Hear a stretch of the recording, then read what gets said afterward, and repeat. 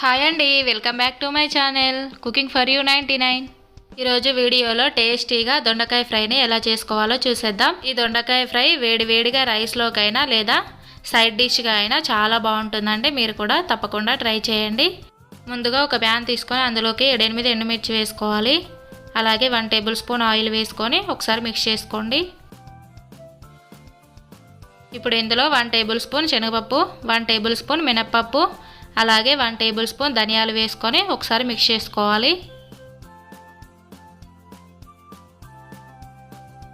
ఇలా ఇవి కొంచెం ఫ్రై అయిన తర్వాత చిటికెడు మెంతులు వేసుకోవాలి. అలాగే 1 టేబుల్ స్పూన్ జీలకర్ర వేసుకొని మిక్స్ చేసుకోవాలి. ఇప్పుడు ఇవి బాగా ఫ్రై అయిన తర్వాత 2 టేబుల్ స్పూన్ డ్రై కోకోనట్ వేసుకోవాలి. ఇప్పుడు ఒకసారి బాగా మిక్స్ చేసుకొని ఫ్రై చేసుకోవాలి. చూడండి, ఇలా ఫ్రై అయిన తర్వాత వీటిని ఒక మిక్సీ జార్లోకి తీసుకోవాలి.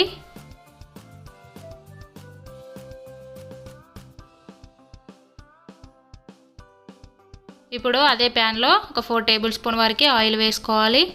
ఆయిల్ హీట్ అయిన తర్వాత కట్ చేసి పెట్టుకున్న దొండకాయ ముక్కల్ని వేసుకోవాలి. ఇలా వేసుకున్న తర్వాత బాగా మిక్స్ చేసుకోవాలి. ఇలా మిక్స్ చేసుకొని ఒక 4 to 5 మినిట్స్ లో ఫ్లేమ్లోనే ఫ్రై చేసుకోవాలి. చూడండి, ఇలా చూస్తున్న విధంగా బాగా ఫ్రై అవ్వాలి.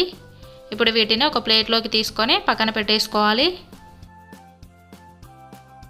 ఇప్పుడు మిక్సీ జార్లోకి ఒక 7-8 వెల్లుల్లి వేసుకోవాలి. 1 table spoon red chilli powder వేసుకోవాలి. అలాగే సాల్ట్ మీ టేస్ట్కి సరిపడా వేసుకోండి. 1/2 టేబుల్ స్పూన్ పసుపు వేసుకొని గ్రైండ్ చేసుకోవాలి. చూడండి, ఇలా చూస్తున్న విధంగా గ్రైండ్ చేసుకొని పక్కన పెట్టేసుకోవాలి. ఇప్పుడు అదే ప్యాన్లో 2 టేబుల్ స్పూన్ ఆయిల్ వేసుకోవాలి. ఆయిల్ హీట్ అయిన తర్వాత 3 టేబుల్ స్పూన్ పల్లీలు వేసుకోవాలి. అలాగే 1/2 టేబుల్ స్పూన్ జీలకర్ర వేసుకోవాలి. 1/2 టేబుల్ స్పూన్ ఆవాలు వేసుకోవాలి. ఇవి కొంచెం లైట్గా ఫ్రై చేసుకోవాలి. ఇప్పుడు ఇందులో 2-3 ఎండుమిర్చి ఇలా కట్ చేసుకొని వేసుకోవాలి. అలాగే కట్ చేసి పెట్టుకున్న ఆనియన్ వేసుకొని ఫ్రై చేసుకోవాలి.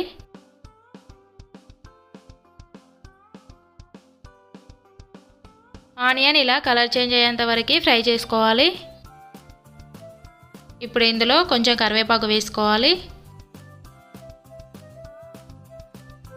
అలాగే 1/2 టేబుల్ స్పూన్ పసుపు వేసుకొని మిక్స్ చేసుకోవాలి. ఇలా మిక్స్ చేసుకున్న తర్వాత మనం ముందుగా ప్రిపేర్ చేసి పెట్టుకున్న మసాలాను వేసుకోవాలి. ఇప్పుడు ఒకసారి బాగా మిక్స్ చేసుకోవాలి. ఇలా ఒక 1 మినిట్ ఫ్రై చేసుకున్న తర్వాత ముందుగా ఫ్రై చేసి పెట్టుకున్న దొండకాయ ముక్కల్ని వేసుకోవాలి. ఇలా వేసుకొని బాగా కలిసేలాగా మిక్స్ చేసుకోవాలి. మనం వేసుకున్న మసాలా దొండకాయ ముక్కలకి బాగా పట్టాలి. ఇప్పుడు టేస్ట్ చూసుకొని సాల్ట్ అడ్జస్ట్ చేసుకోండి. ఇలా ఒకసారి మిక్స్ చేసుకొని ఒక 2 మినిట్స్ ఫ్రై చేసుకుంటే టేస్టీగా దొండకాయ ఫ్రై రెడీ. ఈ దొండకాయ ఫ్రై వేడివేడిగా రైస్లోకి చాలా బాగుంటుంది.